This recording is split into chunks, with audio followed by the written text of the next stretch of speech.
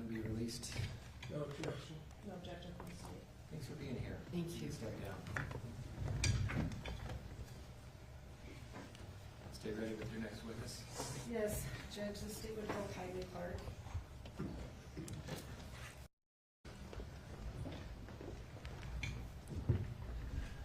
Please raise your right hand. You do solemnly swear that testimony you shall give in the case now before the court will be the truth, the whole truth, and nothing but the truth, so be God. Come on up and have a seat. Oh,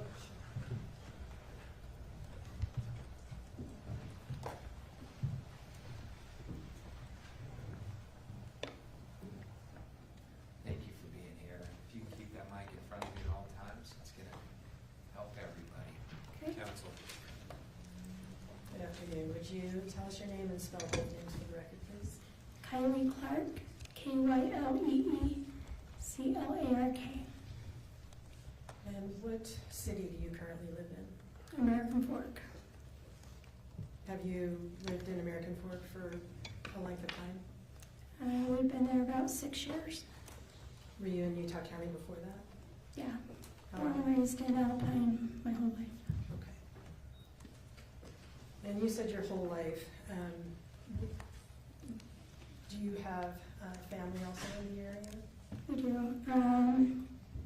My husband's family lives in Utah County, some of them. My grandparents live in Highland. Kacee was in Highland. I've got an aunt in Saratoga. We've got some cousins around that live in Utah County as well. All right. And you mentioned Kacee. Who was Kacee to you? My sister. Do you have any other siblings? I do not.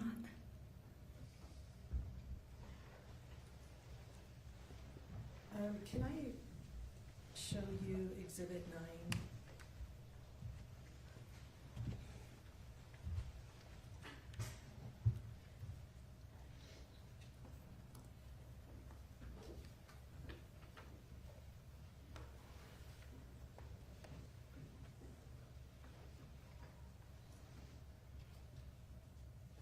It always blinks on and off for a minute while it's trying to wake up.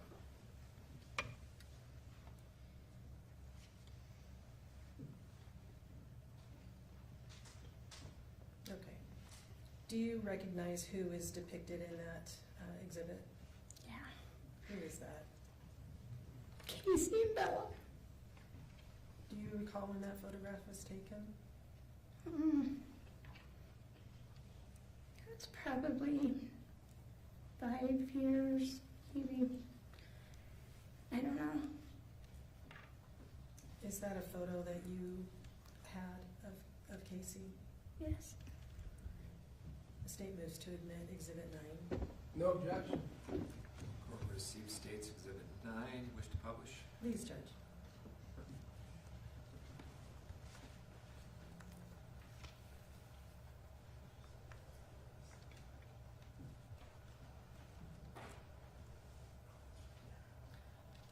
All right, you had mentioned that this is Kacee with Bella. Who's Bella? Her baby. That would be the dog. The dog. Mm-hmm. And you say her baby. Why do you say it that way? Because that dog meant more to Kacee than anybody. How did that attachment express itself to you?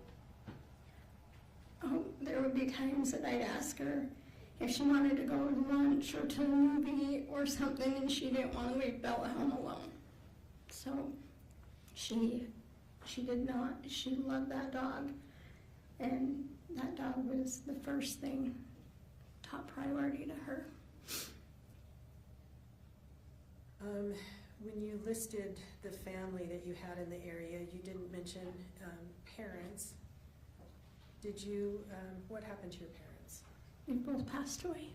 When did you lose your mom? August 1989. 1989. How old were you at the time? I had just turned 5. How old was Kacee? 3. What was your mom's cause of death? Do you recall that? Complications from a kidney transplant. Okay. Was that a long sort of stressful end of life for your mom? Yeah, we were both young, but that's all I remember is the hospital. Okay. And what about your father? You said he had passed away also. Yeah. When did he go? He passed away February 15th, 2011. All right, so at that time, if I can do math, which is always questionable. Nope, I can't. How old would you have been? How old would I have been? Yeah. Mid-20s. And what about Kacee? She's 15 months younger than me, so. So early 20s for her. Mhm. And what was his cause of death? He had congestive heart failure, and it was acute liver failure that was rapid within a few days. There wasn't anything that they could do. It was just onset. And by the time we got him to the hospital, it was too late to do anything. Who took over for your mom once she died when you were little? I always tell everybody we were like full house. We didn't have we had a Jesse and Danny and everybody, but we had aunts and uncles that stepped in. My grandparents helped us a lot. My dad was a single dad. He never remarried, and he just raised me and Kacee by himself. And so we had aunts and uncles. We were lucky enough to have our cousins that lived a few doors down that, were like extra siblings to us. And we had people in our ward that we were lucky enough to have our cousins that lived a few doors down that, were like extra siblings to us. And we had people in our ward that stepped up. And we didn't have a mom, but we had family that stepped in for sure. How would you describe your relationship with this extended family? Well, your and Kacee's relationship with this extended family. We were all really, really close. Okay. And how did that express itself? There was always an ongoing thing. My dad would say randomly, like once or twice a month, "Hey, somebody get a cake. It's somebody's birthday in the world today, so stop at the store and grab a cake."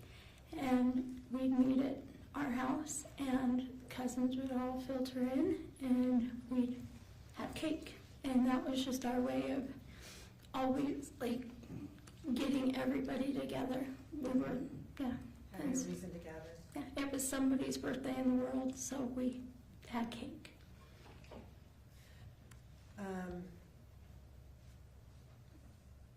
You have been present through this trial so far. Is that accurate? Yes. And Mr. Williams had mentioned that typically witnesses are kept outside until they testify. You Correct. have not stayed outside. No, Why? because I am the only left living in our family. Okay, you are the representative for Kacee. Yes. Right. And so you just recently now have heard your family dynamic described as being abusive to Kacee. Yeah. Is that accurate? No. Were your grandparents abusive to her? No. Were you? No. Any other family members mean or abusive to Kacee? No. Okay.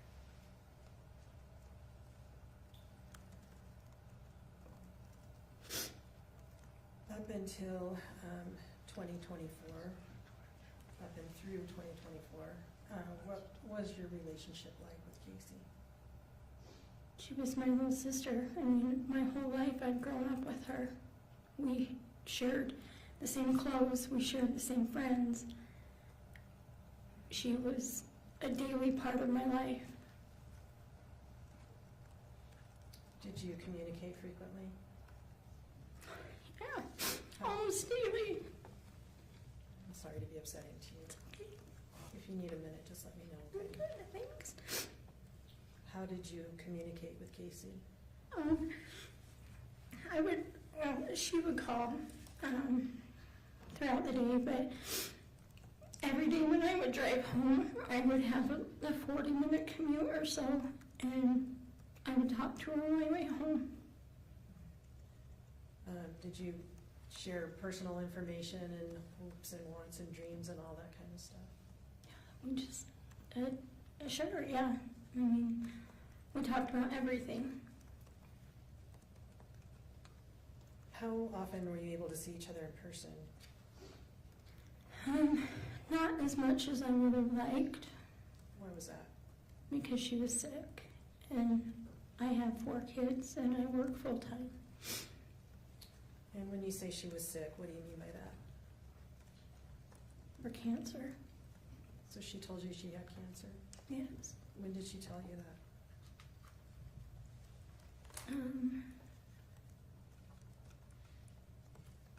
Maybe around 2015-ish. 2015? What did she tell you about it? She had leukemia. And how did you respond? I asked her how I could help, what we needed to do. Did you see any evidence of receiving treatment for cancer? Yeah, she had a port, she had a bunch of medical supplies. I took her to doctor's appointments, picked up prescriptions for her. And you understood all of those to be related to treatment for cancer? Yes, Were you aware of her kidney issues? yes. What did you know about that? When Kacee was 3 weeks old, she had a bowel blockage and her bowel perforated. And so they had to do emergency surgery on her. And at that time, they found that she only had 1 kidney, 1 fallopian tube, and 1 ovary. Okay. Did that cause her any health considerations as she was growing up? No. With diabetes running in our family and her only having 1 kidney, it was common that my grandma would check our blood often, just to make sure that, we were in line. All right. So you had family members that were engaged and concerned about your and Kacee's medical conditions? Oh, yes. Okay. Did you have any other awareness of any other medical conditions that Kacee had besides the kidney and the cancer? I know that she had always complained about endometriosis and heavy bleeding. Her knees bothered her a lot. Okay. What type of symptomology did she, other than the heavy bleeding, did she experience or did she express to you about the endometriosis? Was that a painful condition to her? Yeah, And what about the knees? yeah, Also painful? yes. What did she do about those issues? She had surgeries for both of them. When was the surgery for her knees? A couple weeks prior to her death, she had surgery on 1 knee and plans to have surgery on the other knee after she healed. What was your understanding of what the surgery was for, other than just it was for her knees? What did you understand that surgery to do for her? Improve her quality of life. Was it just to fix a problem, or did she have a knee replacement, or what was your understanding of the surgery? That it was bone on bone and very painful for her. It limited her into, even going up the stairs at my grandparents' house, she had a hard time walking. She had a hard time taking Bella out, to the point where she would just go out on the patio with Bella instead of being able to take her up and to the yard. They bought her a little leash that was down by the stairs, so at least Bella could run up the stairs and go potty and then come back down. So it did limit. And you saw that yourself, that her Yes. movement was difficult and painful. Yeah. Were you aware of any mental health issues with Kacee? No. What about anxiety or depression? Yes. You knew her to have those. What did she do about those situations? She'd call me. I mean, it could even be 2 o'clock in the morning, and she would call in a panic attack, and I took many phone calls out on my living room couch in the middle of the night, so I didn't wake my husband up, or in our closet. I'd just get up and go, and sometimes it would be an hour that we just sit and talk. Did that anxiety or panic attack situation continue throughout her adult life? Yes. So she still suffered that at the time she died? Yes. And what about depression? Off and on. Yes. Did she ever, how did depression, how did you see that affecting her? It would come in phases. When her health was bad and she couldn't do the things that she was wanting to do. There was a time where she didn't have a job, she didn't have a car. And when you're stuck at home and you don't feel good and you don't have the energy to go out with friends, you don't have a car to go to the gas station to get a drink, and you're just home, it can take a toll on you. And what would she say to you about that? Not really anything other than she was going to get her knee fixed, and then Mark ended up getting her a job, and then things just turned around for her. Me and her ex-husband were able to get her a car, and she just had her life turned back around, and she had her car, she had her freedom. She was feeling a lot better after her surgery. Okay, let me come back to that.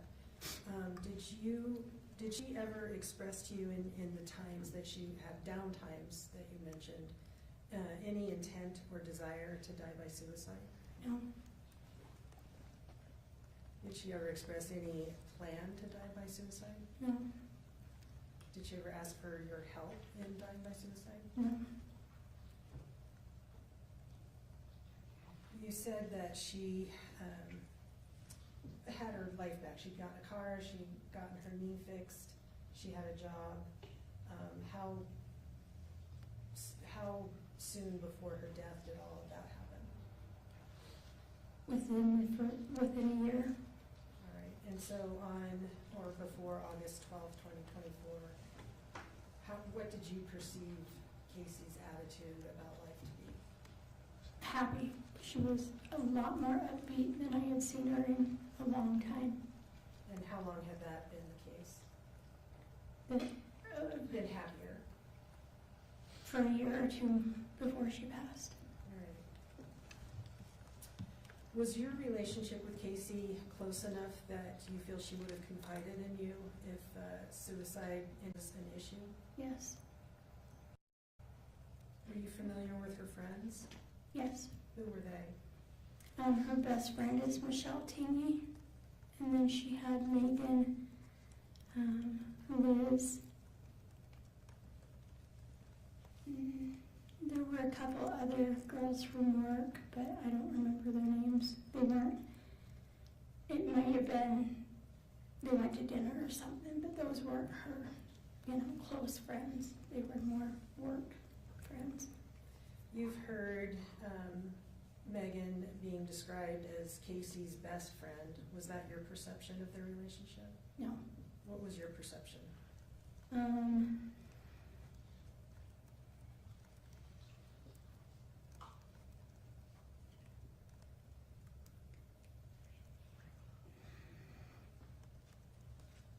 They started off as good friends, but their relationship throughout the years changed a lot. Okay, let me ask you when they met. Do you know that? Do you recall? I believe it was a couple of years after my dad died, so maybe around 2013 or 14. Okay. And you said they were close at first. How did Kacee express that to you? They were roommates. Kacee had an apartment in Lehigh, and for a little while she lived there alone, and then she told me that she was going to have a girl come that she works with move in with her. Was that the first time you'd heard about Meggan? Yes. Was when she said Meggan was gonna move in with her? Mm-hmm. All right, that's a yes? Yes. Okay. And how did things develop from there as far as you could perceive? I mean, they were friends. They worked together. At that time, things were good for about a year, and then Kacee started questioning things a little bit, whether she trusted Meggan or not about the procedure she had done. I guess that was closer to when she was about ready to get married, is when things kind of started getting. Kacee was questioning their real friendship. She felt like Meggan was lying to her. All right. And so you said that Meggan moved out. Do you recall roughly when that was? I don't. After Meggan moved out, did that seem to improve their relationship? Maybe I don't know. At that point, they just worked together is all I knew of. I didn't know, how often they hung out or did anything. All right. Were you aware of Kacee moving back in with Meggan and her husband at some point? Yes. Do you recall when that happened? So after she lived in Lehigh in the apartments, Meggan and Mitch got married. Kacee couldn't afford to live there by herself, so I helped her get a place with another friend, Liz, in Provo.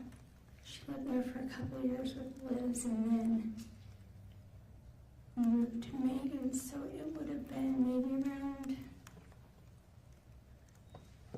2015, I don't know, maybe 18. Okay. I know it's hard to remember years. Maybe 18, yeah. Okay. Why did she discontinue living with Liz? Do you know? The renters so Kacee lived in the upstairs of the house and Liz lived in the bottom. And the renters, I think, were trying to up their rent cost or something, and they just couldn't afford to live there anymore. All right. So she went from living with Liz then to moving into Meggan and Mitch's home.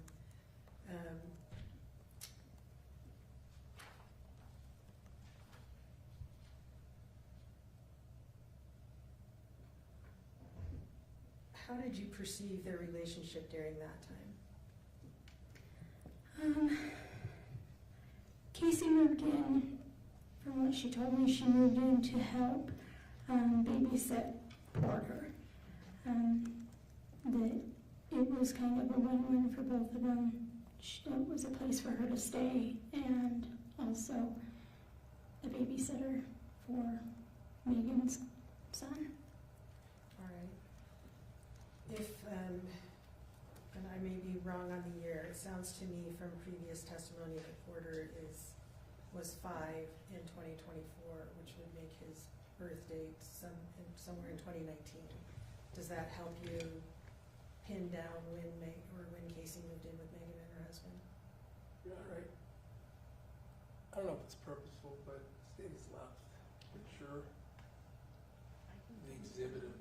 Oh, I'm sorry, we can take that down. Probably not. It didn't show up on my screen, so I didn't realize. I don't think it's. Is your monitor not working? I don't know. We'll jog it again. It wasn't on. That's why I didn't realize that. what exhibit is it? 9. Exhibit 9 has been shown since It's off now. I don't think, I'm just drawing everyone's attention to it. It's been remedied, thank you. Apologies. Do you remember the question I just asked? Oh, too bad. I'm sorry. I asked if that reminded you about when she would have moved in with Mitch and Meggan. Yeah. Moved in with Mitch and Meggan. Yeah, Porter was little within probably the first year. Okay. So probably 2019 to 2020-ish? Yeah. All right. Did you ever discuss a DNR or a power of attorney with Kacee? Yes, she didn't have one How do you know that? because she told me. Why did you discuss it? Because she told me that her cancer was getting worse, and so I told her we needed to get some things lined up, knowing that I'm her only person. I would probably be the one that would have to pay for all the finances and things like that. So I asked her if we could go to lunch one day and sit down and her tell me what her wishes were. Did you have that lunch? We did. Do you Yes. recall when that happened? Around 2020. All right.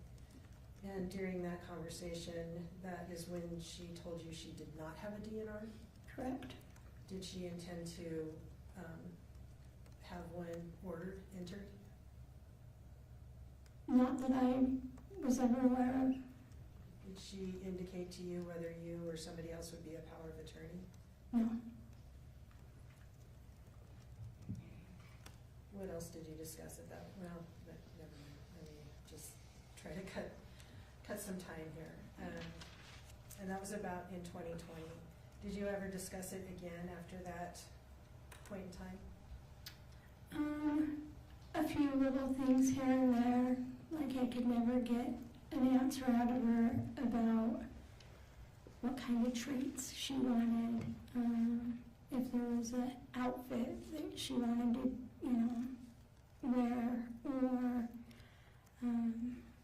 little things like that. But the main things that we talked about, not really. All right. And you're talking about funeral plans right now? Correct.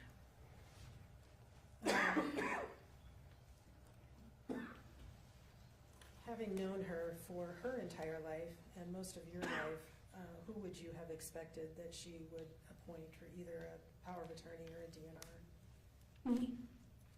You just described yourself as her only person. Yes. From your communications with her, did you understand there to be anybody else in her life that would have fit that role? No.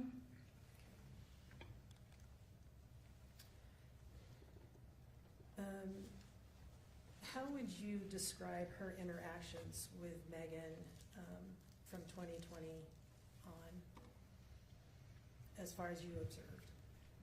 From 2020 on? A lot of fear from Kacee. Fear in what way? That she would make Meggan mad. Why did that make her afraid? I'm not sure. She was always worried that anything she would do would make Meggan mad. And that was her biggest fear, of Meggan being mad at her, letting Meggan down. And Quest Foundation. Sure. Did you and Kacee have any discussions about her relationship with Meggan from 2020 on? We've had multiple talks, yeah. Would that be on the phone or in person or by text or Facebook or some other means? All of the above. Okay. And during those conversations, did she express to you her feelings about Meggan? Yes. And what kinds of expressions did she convey to you?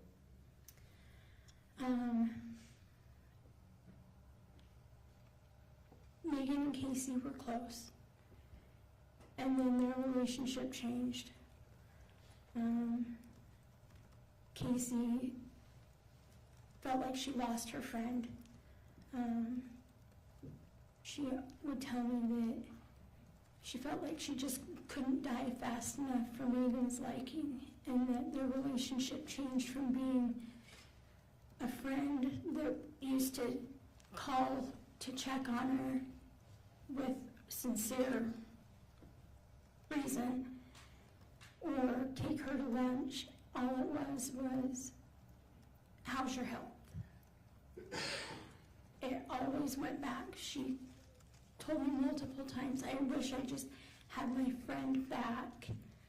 And everything isn't just health. Did you and Kacee ever have any conversations about life insurance? No. Let me show you, it has not been admitted yet, so just for the witness, Exhibit 30, please. Did you say 30? 30, yes.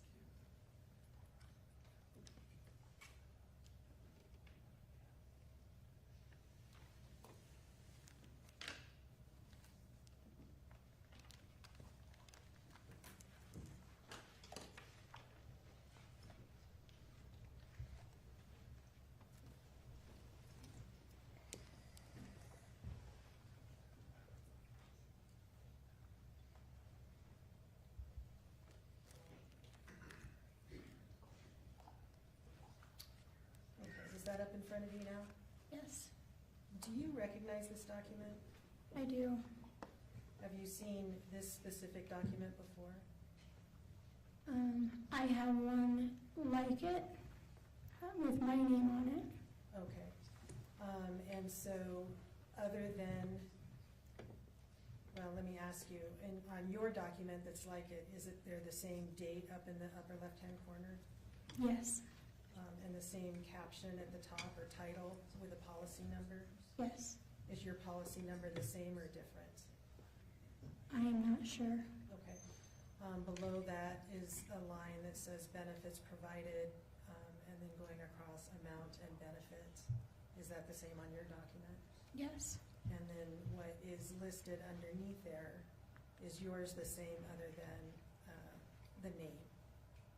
Judge, I'm really sorry.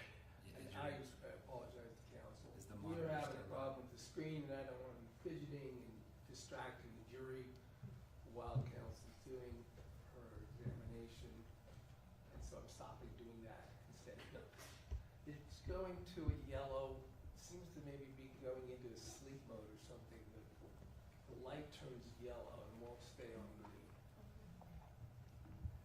I can probably live with it till the break, and then I'll stop fidgeting around and trying to fix it. Let's so it's get not a it, distraction. let's get it done.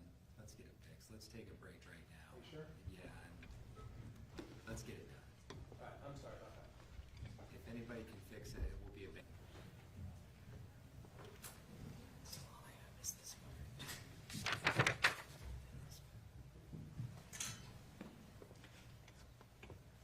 Thank you. Please be seated.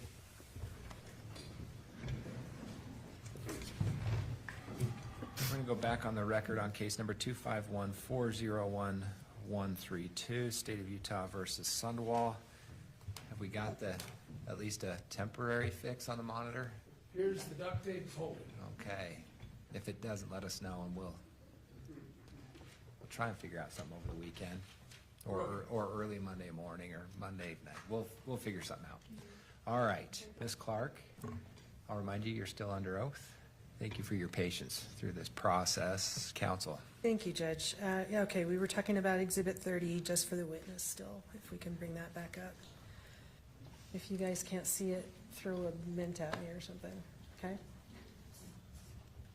Or just say so. I need my minutes. Okay, then just let me know.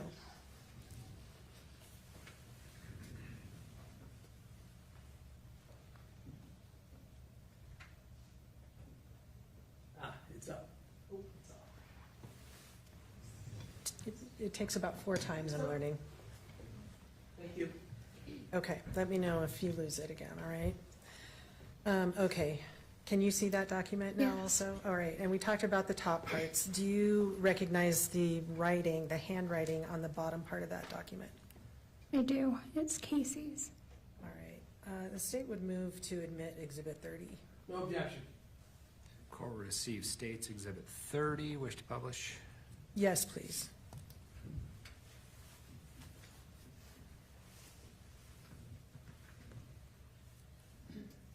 All right, you mentioned, Kylee, that you had the same document at home. What does this document represent that you and Kacee both had, each in your own names?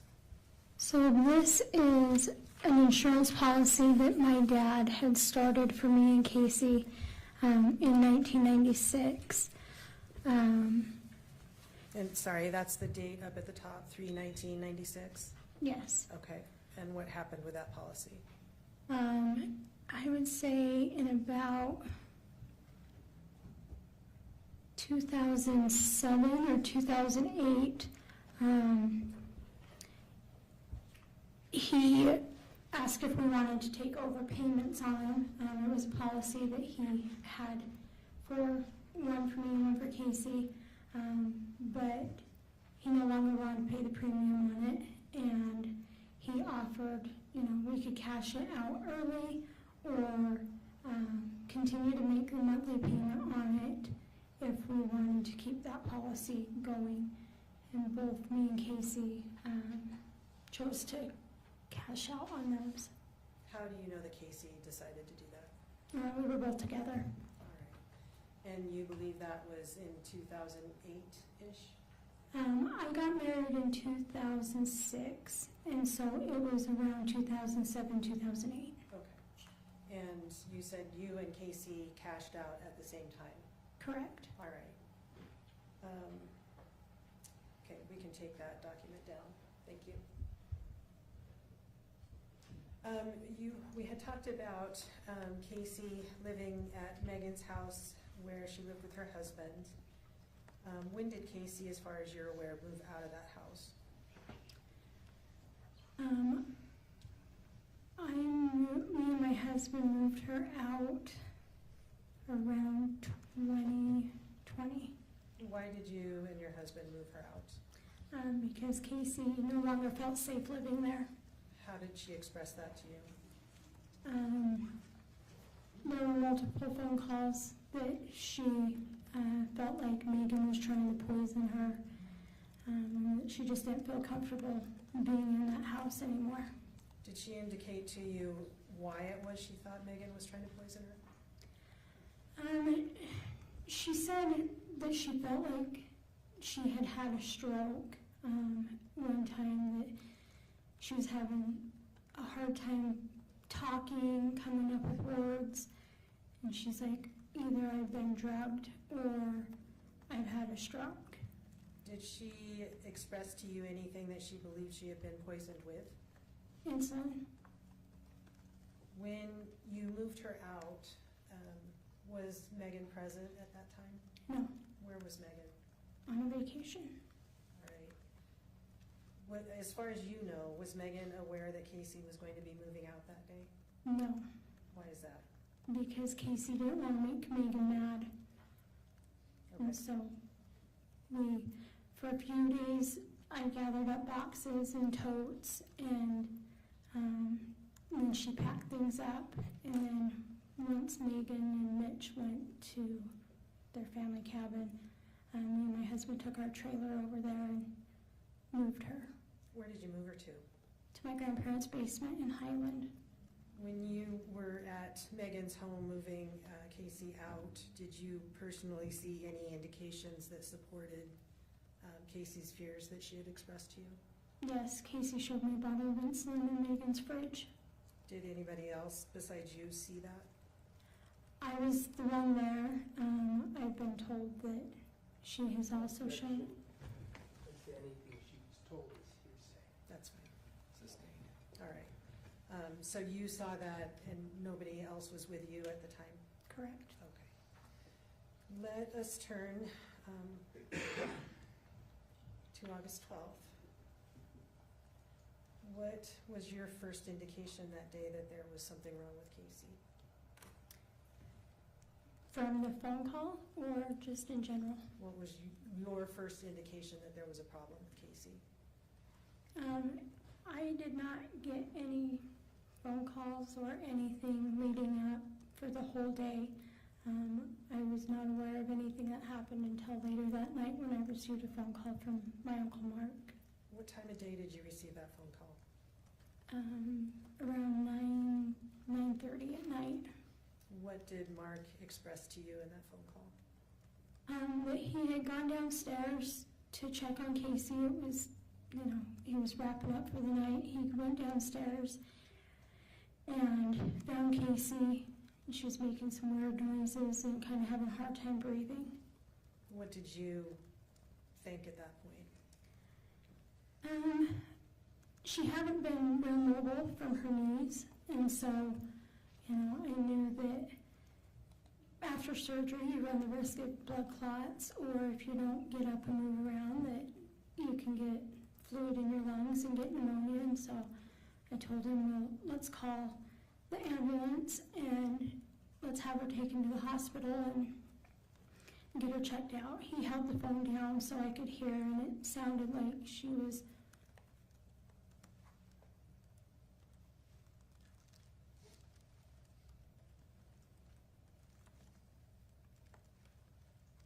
Take your time.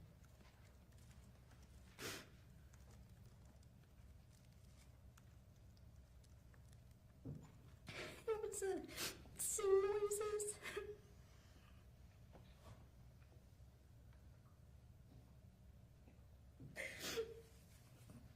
That I heard when I watched my dad die. He was struggling to breathe. She sounded like she was drowning. When you heard that, what did you do? I told Mark to call 911 and get her to the hospital. What happened after that? He told me that he told me that her friend was there. How'd you respond to that? I said, who? And he had to ask. And then he said, Meggan and her parents. What did you say?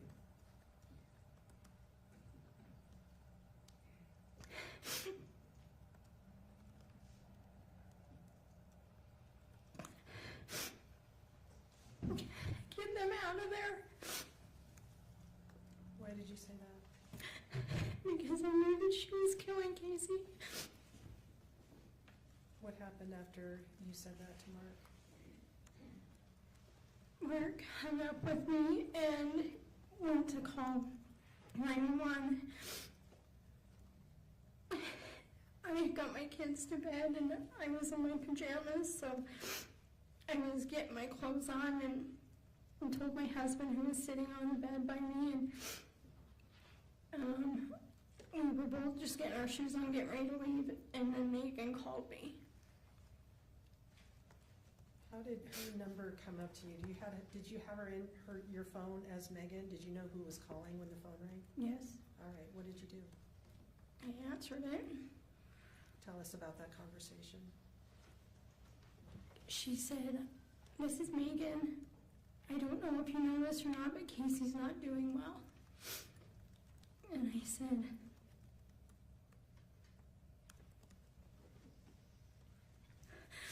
yeah, I'm sure she's not.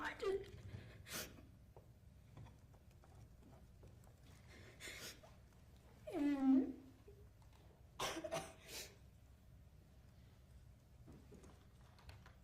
she said, I don't know that she's not doing well. And I told her that I knew exactly what she was doing.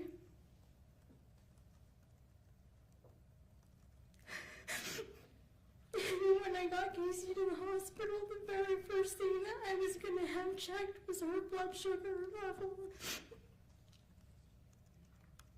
And if it wasn't anything but normal, of a normal range, then I knew what she had done.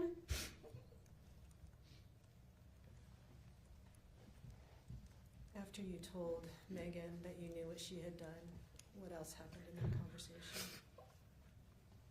I told her she should probably not be there when the cops get there, and that she needed to leave. Was that the end of the conversation? Yeah, she gasped and then hung up. Did you, at some point, get to the hospital where Kacee was? Yeah, so me and my husband drove to American Port Hospital, and we waited for 10 or 15 minutes for the ambulance to show up. And then we got a phone call saying that her needs would be better taken care of if she was transferred to the one at the point of the mountain, Holy Cross. So we ended up driving up to that hospital. Okay. And was Kacee there when you got there? She was, but we weren't allowed back there.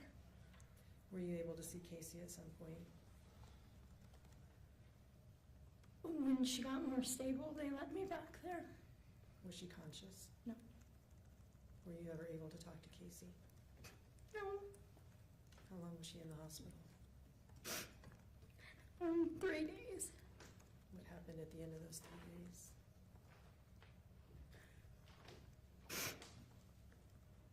We took her on life support and she died.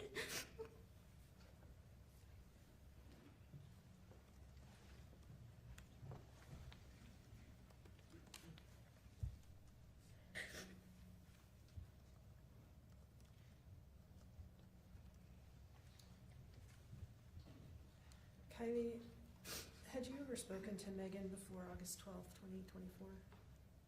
Yeah.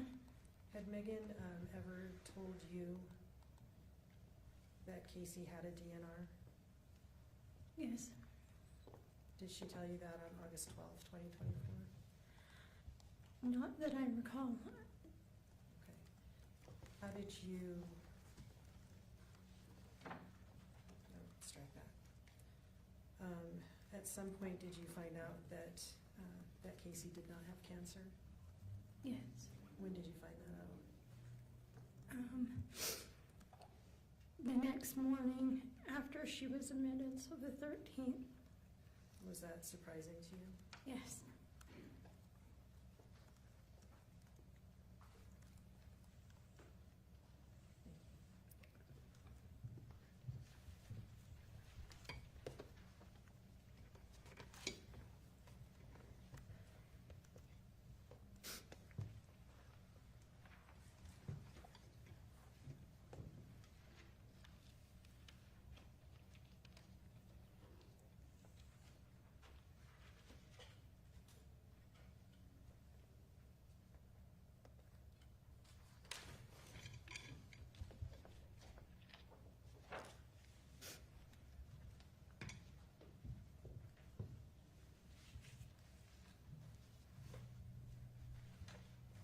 Good afternoon. Is it okay if I call you Kylee? Yes. Hi,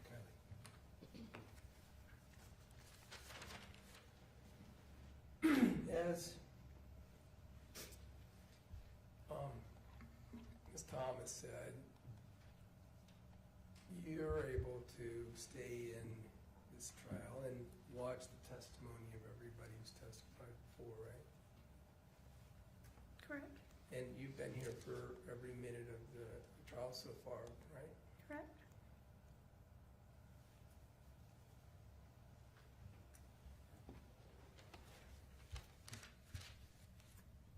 So you know, for instance, that your sister, for years, told people, multiple people, that you were abusive to her, right? I was not aware of that, no. Until the trial? Yes. That's what I mean. I'm going to kind of point to that, and it's just so far, but it gives a possibility to talk about things that have happened and you learned recently, which I'm going to focus on a little bit because that gives you the benefit of being able to remember. Okay. So as you sat in this trial, you know that she told lots of people that you abused her and that you didn't like her and treated her poorly, right? You learned that she said that. Just now. That's not true, right? We were very close. And I appreciate that. I'm only going to talk about what you know about what Kacee told others right now for this part, okay? You know that she communicated to various people that your grandparents were mean to her. Do you remember that? Yes. That's not true, is it? No. You know that she told a lot of people, just like she told you, that she had cancer, right? Correct. Now you know that that's not true. Yes. And on that particular point, I mean, just describe your relationship with her, best friends, close, you've had a lot of family struggles, tragedies. And even though that's the case for years, she just flat out lied to you about being terminally ill with cancer, right? Yes. But you're close with your sister, you believed her, right? Correct. Told you things about her treatments and even had you take her to treatments that you now know weren't real, right? The treatments I took her to were for whatever issue that she was having. But she told you the issue was cancer. There were other reasons I took her to the doctor. Sure. But some of them were cancer. You thought she was doing chemo, right? Correct. To be clear, I'm not asking you this to challenge you. Okay, I'm just asking what you were told and what you learned that was false. Because given the relationship you had with her,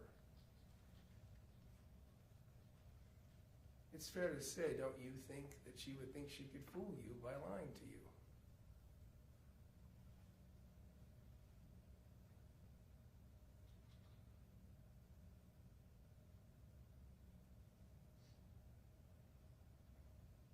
I don't think she was trying to fool me.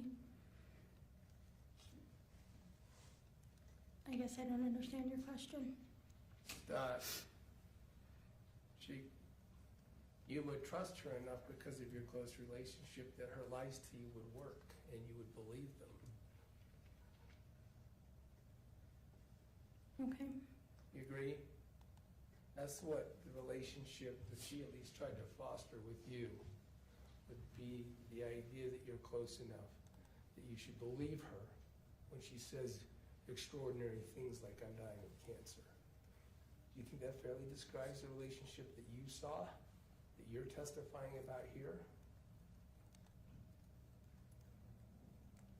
Our relationship was a lot more than that, but yes. It was. I'm just talking about the trust, because we're back to this dynamic of why you would believe her. You believed her because of the closeness and the tightness of the relationship that you at least believe you had with her, right? Yes. And she led you to believe that she felt the same as you about the relationship, right? Yes. So while she led you, her sister, and Esty, a person who'd been through all this with her, led you to believe that she had this relationship of trust and everything. While she did that, as we just learned, you learned apparently in the trial, at least somewhat in the trial, even while she did that with and to you and succeeded, she was lying to others about your relationship, the relationship between you and her, right? That's what we just established. Right. Okay.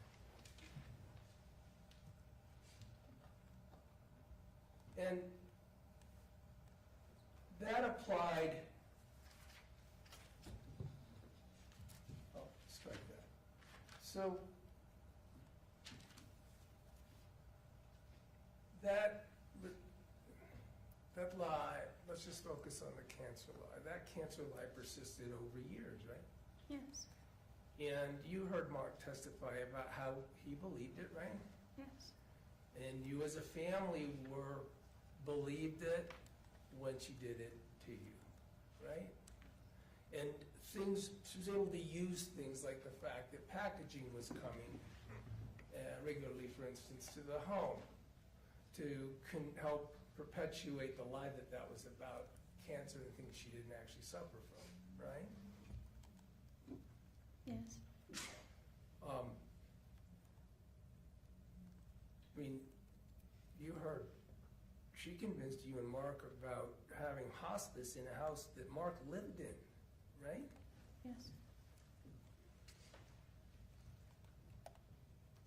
So can we agree, and I'm sorry for this, Kylee, by the way, I really am.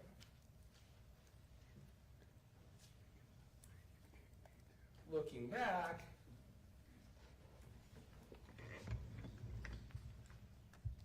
understanding that you believed them and believed her when she did and said things, that when she told you that she'd like you to come over and move her out of Megan's house because Meggan was trying to kill her, that Kacee could be somebody lying to you to get what she wanted. I mean, isn't that fair? I'm not sure what the benefit of her moving out of that house would have been other than her fearing for her life. Let's talk a little bit about that. And that wasn't, I don't want to sort of veer off. I understand your answer, understanding why you made it. The question was more about, in hindsight, if you could agree with me that she very well could have been lying. She was a liar, and all you knew about what she wanted to get out of, that she wanted you to move away when you guys went over there. When Mitch and Meggan were there, only reason you think it was because of Meggan, her fear of Meggan, is because Kacee told you it was her fear of Meggan, right? I don't think Kacee would have moved out that day. And I'm gonna stop you. Okay. I'm not asking what you think about it. I just want to ask you, isn't your only source of knowledge, the only reason that you moved her out of Megan's house, the only reason you did what you did, you did it because to get her away from somebody that she feared, right? Correct. According to her, is all I'm saying. You never saw Meggan act in any way against Kacee that was harmful. You never personally saw it, right? Physically, or what do you mean? Harmful, that would cause her fear. Kacee told you, I fear her, right? I think that you said that. Do you agree that that's what Kacee told you? Yes. And that she was afraid of Meggan, right? Mm-hmm. Yes? Yes. And that was I'm just talking about this incident of moving out. You acted on that because Kacee told you and you believed her, right?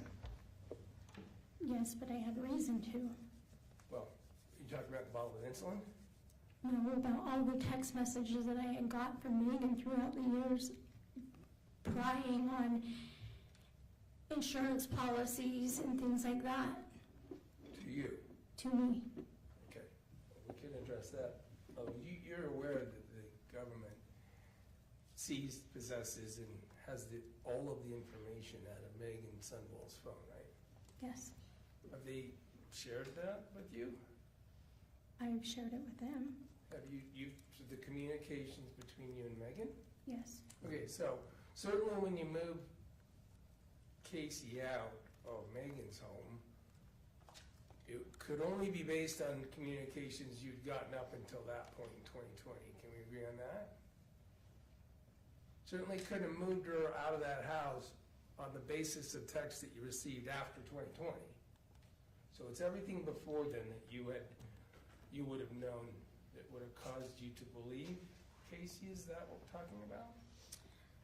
Throughout the years, even after 2020, I would receive text messages or messages on Facebook from Meggan asking about.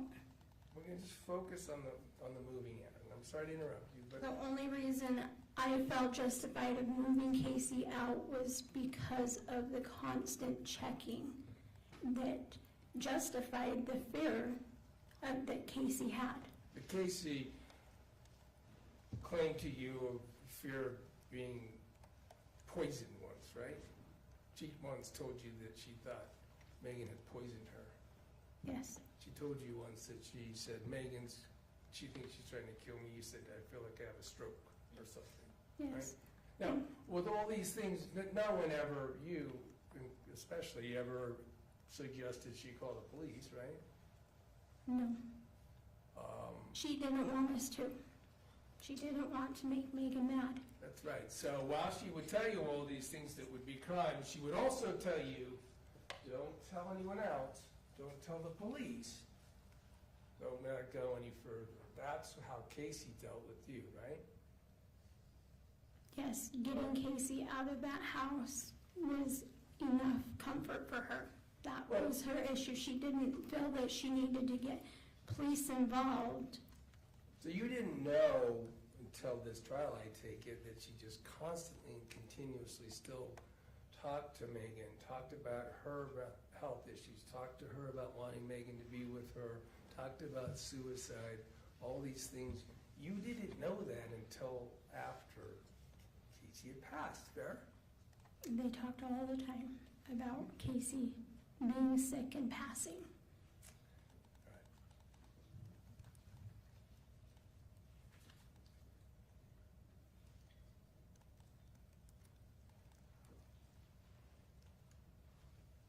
Did you know how close Kacee was with Meggan's family? Yeah. So you knew that Kacee felt like Meggan's family were her family? Yes. Kacee had a lot of those people that she called mom and dad. We didn't have, Who else? we had a close family friend, Barbara, that we called Barbara Mom. Her mother-in-law, she By the called way- Mama Joe. I'm sorry to interrupt you. By the way, have you ever told the police any of the things we're hearing right now? What do you mean? You've done interviews with the police officers, right? I've had one interview with a police officer. Okay, the police officers talked to you the 13th after, the day after, technically, Kacee went to the hospital, right? It was around the 13th, yes. And I want to walk through that process a little later, but I just want to establish, then there was a time, you had communications on the phone with Detective Farney anytime you wanted, right? Right. You were available for the police to be interviewed on any and all subjects. You would have answered all their questions, right? Yes. And anytime they did reach out to you, you answered anything that they thought they wanted to ask you. Is that fair? Yes.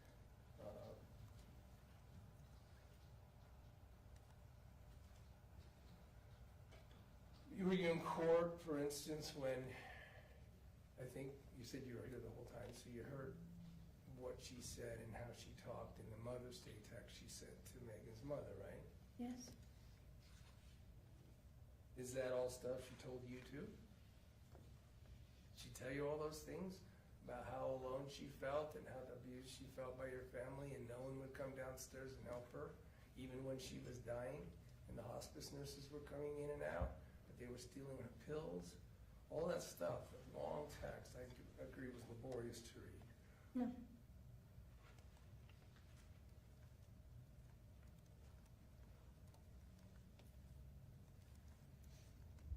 Based on all the things she had told you, and any other beliefs that you had in relation to those things she had told you about Meggan, that's why when Mark called on the 12th, you immediately said to Mark, when you learned Meggan was there, Meggan is killing Kacee. You told Mark right off the bat that that was happening, right? Yes. And it's because of all those things that Kacee told you, and the things that she showed you, and the things you talked about, and the opinion that you had about him, that you also said that to Meggan, right?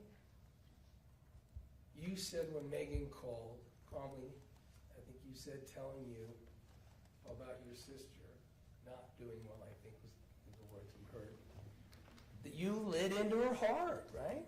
I do. Because based on the things that your sister had told you and the beliefs that you had built up because of those, she had made you think that. Kacee had made you think that would happen, right? That's why you said it. That and also the interactions that I've had with Meggan throughout the years. Okay, so based on your belief, though, is the point is that, and I'm not challenging the feelings you had, I just want to make clear that those feelings were strong, right? Yeah. And you lit in to Meggan. I'm not challenging whether you should have, I just want to establish what facts you. Fair enough? There was raised voice and some choice language, but it was not as big of a deal. If your sister was dying, I'm sure you would act the same way. If you thought what you thought was true, right? You would act the same way. Yeah, and all of the pieces added together in my head. I had fear. And now all the pieces have fallen apart, given what we know, how Kacee truly lived on the other side of her life, right? In some aspects, yes. But just back to this point, just factually, I'm not challenging your emotions that night, I'm not challenging whether they were legit at all. Kylee, I'm not. I just want the jury to understand that because of those, what Meggan heard was a really angry sister named Kylee, right? Yes. Who was, like you said, choice words, you were letting her know that you were going to cause her trouble. No. Told her to get out, never set foot on the property again, she'd be arrested. No. You didn't tell her that? No. Do you recall, very close in time to this event, as a matter of fact, on August 22nd, 2024, that you were asked to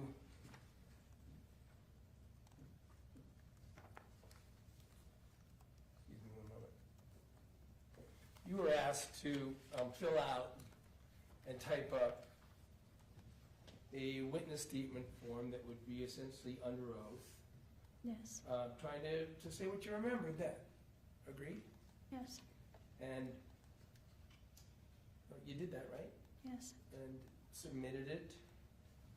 And that was very close in time to the events, right? Yes. So is it fair to say that that's probably you had a better recollection then than you would now, almost a couple years later, right? Yes. May I approach the witness, Your Honor? Man.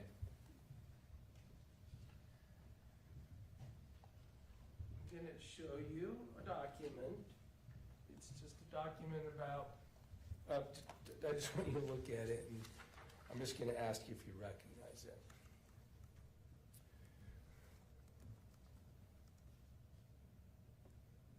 You recognize just what it is. There's some redactions up in the personal information. It says Kylee Michelle Terry Clark. That's you, right? Yes. It's Lone Peak Public Safety District Police Department statement form, right? Yes. And then there's this, what I was referring to as a warning in italics that you can't make a false statement or that would be a crime, right? Yes. All right. I want you to look at that. Does that look like the statement that you submitted back days after your sister died? Yes. Okay. Now, as you look at that, go down. It's in sort of line format, right? It's in. Well, I don't even describe it. There's boxes for each sentence. Is that right? Yes. You walk through that and read down through it. First of all, refresh your recollection about what you told Mark when he called you? Yes. And now that was, you understood that Mark was calling you before he was calling the police, right? Yes, because he wasn't sure what was going on. Well, we're not allowed to testify what other people knew or were sure of. I'm just asking you what your understanding was. That Mark called you first, right? Yes. And then you told him to call 911 because you told him Meggan is killing Kacee, right? Yes. So Mark is there, present in that house, and then he hears you say the accusation that Meggan is killing Kacee, right? Yes. Okay. And then you characterize him as confused about, sounding confused apparently, and then he hung up, right? What do you mean? Then Mark hung up on that call. He hung up to call the cops, yes. Again, we can't testify why other people did things, but you knew that he sounded confused in response to your statement about Meggan killing Kacee, but he hung up the phone after he sounded confused, right? He didn't sound confused. He didn't question anything. He hung up the phone and called the cops. Okay, in fairness, I don't want anyone to think I'm being misleading or anything. Look at your statement where it says, he said, what? Confused. And I said, hang up now and call. That's what you wrote in your statement, right? Yes. Okay, I just want to make sure no one thinks I'm putting words in your mouth. I'm just reading off of your statement. And it's here to refresh your recollection. Because we want to move to the next section, your statement, which is about, like you said, you're describing how you were going to the bathroom, getting dressed, and getting ready to go to the hospital, right? Mm-hmm. As you said, that's consistent. And then you described in your statement, turning the bottom of that and on to the next page, you made a description in your statement about what you did and said to Meggan. Right? Yes. So I just want to be fair, I want to let you read through that, because we were on that subject before I handed you this document. Subject of what and how you said to Meggan and how you thought she responded, right? Right. And tell me when you've read through that part, Okay. and then I will ask you, or just tell me when you're finished, I'm sorry. Go ahead. Okay. Then does that help refresh your recollection about what really and actually occurred on that night? Yes. Okay, and then what happened was you were very, very angry in your expression towards Meggan, right? I wasn't very angry. I said a word that I don't care to say out of anger. And still, I don't want to say it in court. I'm not asking you to say the words. And so I wrote colorful language.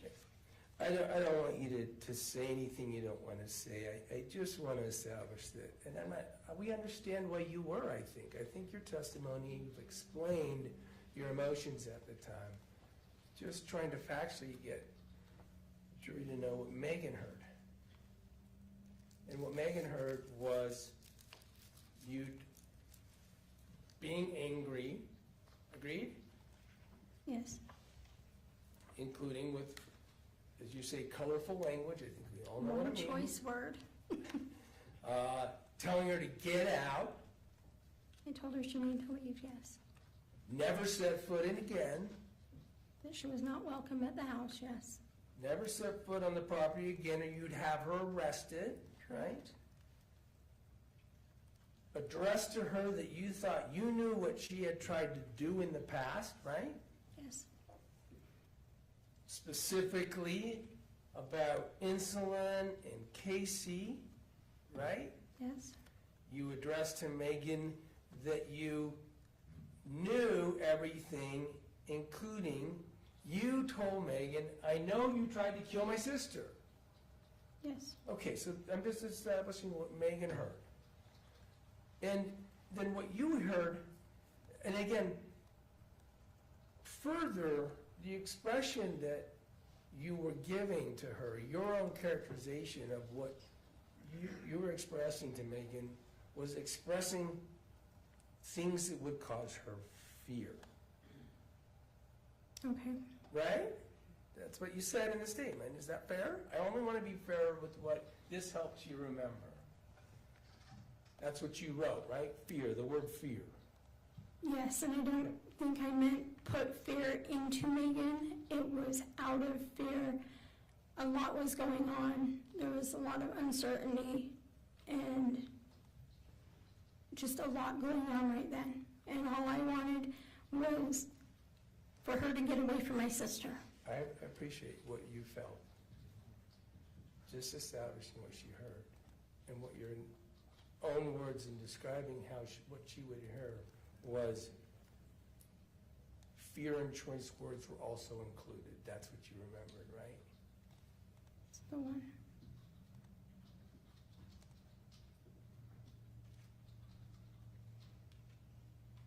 Right? Yes. And you also remember how you recall Meggan, you characterized how you felt she responded, right? Yes. That she was gasping like she was stunned. That's how you thought she heard you and responded when you made those accusations and said what you were going to do, right? Yes. Okay.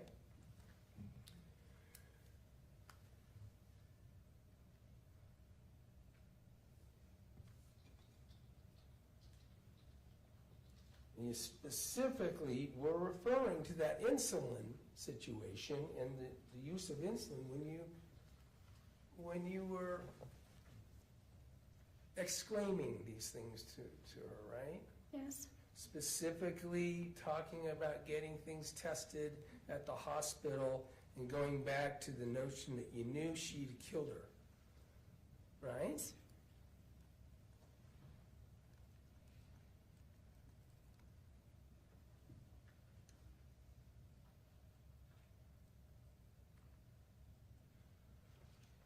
Now, at that time, when you felt that way, and that's what Meggan heard, and how she reacted, you didn't know, like you know now, that for years and years, Kacee had been repeatedly recruiting Meggan to be, telling Meggan about her desire to use insulin to commit suicide, right? You didn't know that on this day when you yelled those things. Insulin had been a talk for years between the two of them. You and Kacee, right? Had been talk, you didn't know, let's talk about suicide. And in fairness, you didn't know what you know now about the fact that for years, Kacee had been talking about actually trying to commit suicide by use of insulin. You didn't know that when you had this phone call. You didn't know that, right? No.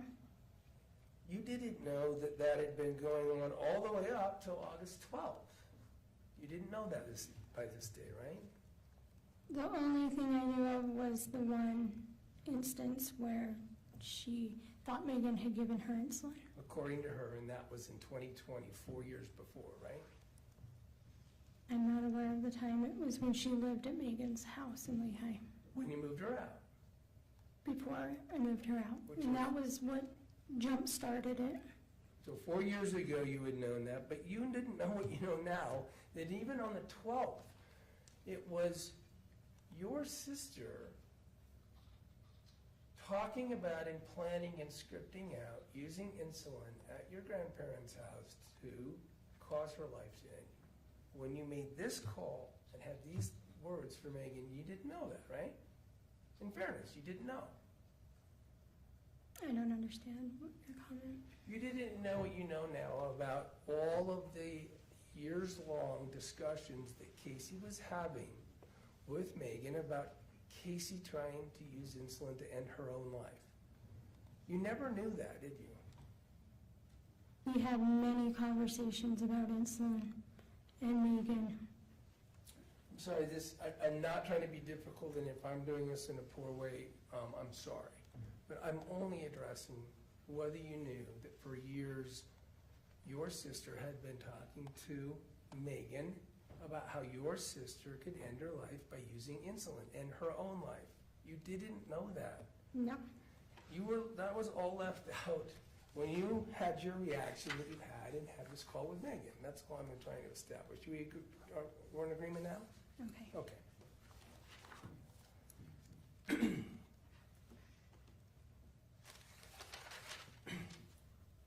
sorry.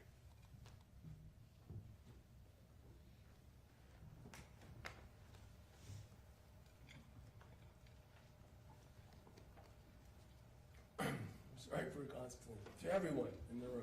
I need to always clear my throat. Dr. Master gave me some ideas.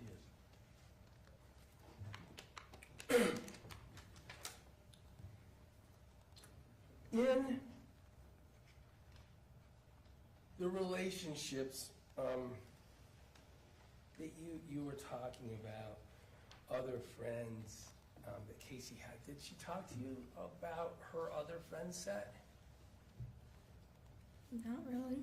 You had mentioned some names. I think one name that you had mentioned was Michelle. Yes. Michelle Tingy. Yes, that was her best friend. You said you thought that was her best friend? That was her best friend. Well, you know what you know by sources, right? Is that what she told you, that was her best friend? No. So she never told you, I'm just trying to understand how you came. Michelle and Kacee had been best friends since 6th grade. Okay. So that's what, why you say that she was her best friend? Other than she proved it, yes. Other than what? Then she proved it, yes. She was always there for Kacee.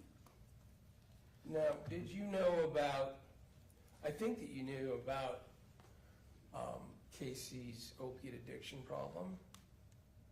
I didn't know the extent of it. Oh, you didn't know until this case started? Yes. Wasn't there a time that she addressed that in therapy? That she went to treatment? It was a long, long time ago. So what you mean is you didn't know that she had relapsed and you didn't know how bad it had gotten, right? Yes. And did you know at the time that she and Michelle were used together? Objection. That would be hearsay, Judge. Mr. Williams? Let me rephrase the question. Thank you. Did Kacee ever tell you about the fact that she and Michelle used drugs together? No. Thank you.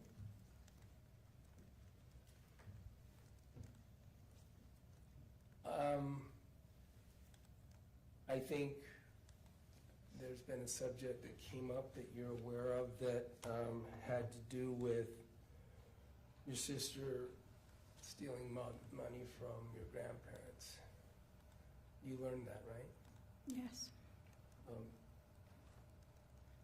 Kacee never told you that she was doing that, of course, right?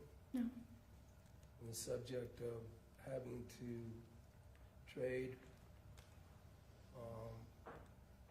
drugs that she had for Xanax from other people so she could use drugs that she wasn't prescribed. She didn't even tell you that, right? No.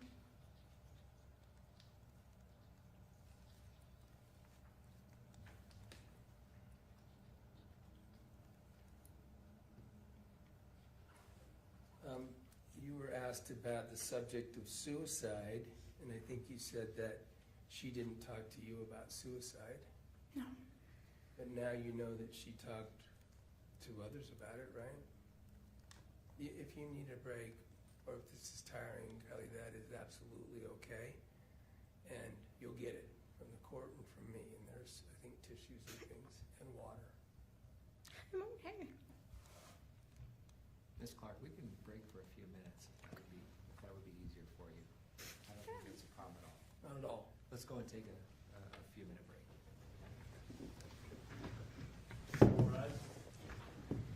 Ladies and gentlemen, jury, you are admonished by the court that it is your duty not to converse among yourselves or to converse with any other person on any subject of the trial, and it is your duty not to form or express an opinion thereon until the case is finally submitted to you. This includes no individual research on the parties, attorneys, or claims.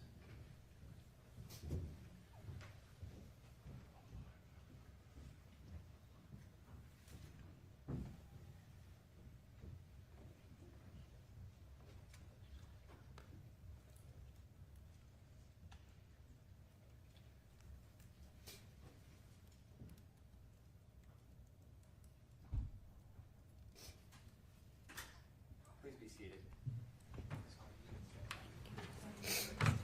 If we had about, I know we're getting close to 5, but if we had about 10 minutes, I would endeavor to streamline, That's about, and we might say more than 10. we're gonna be able to finish this witness tonight? Yes. Okay. Absolutely, I'm I- committed to that, Well, no, I think it's been a long week for the jury, and for and I everyone think here.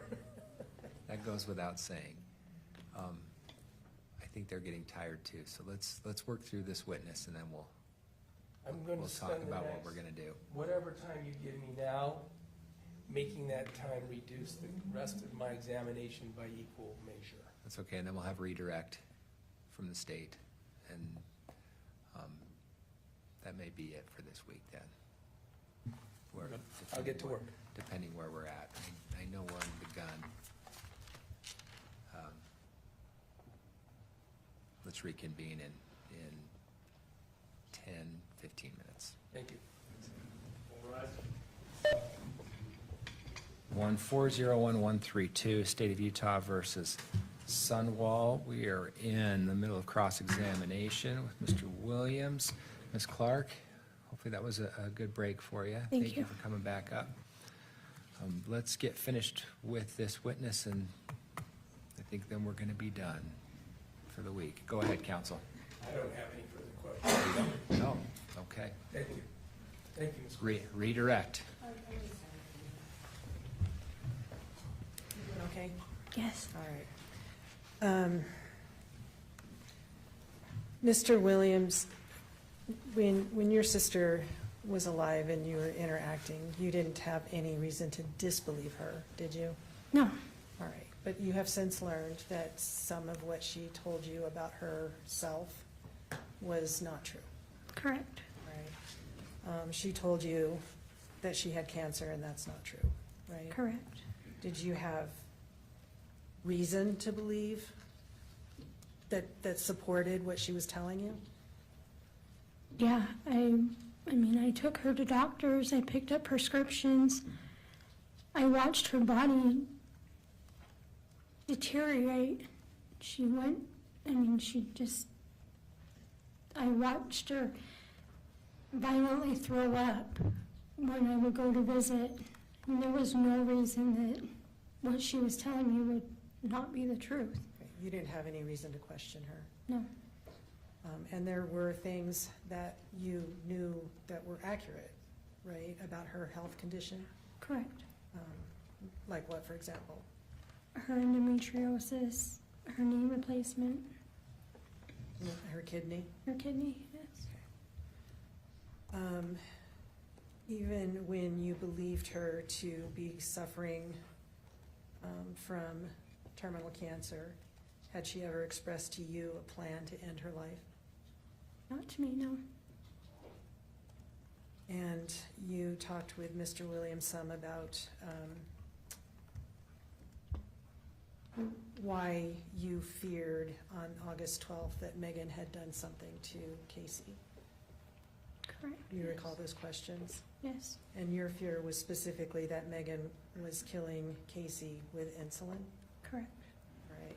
And as far as you know, what did Kacee die from? An insulin overdose. That's all I have, thank you.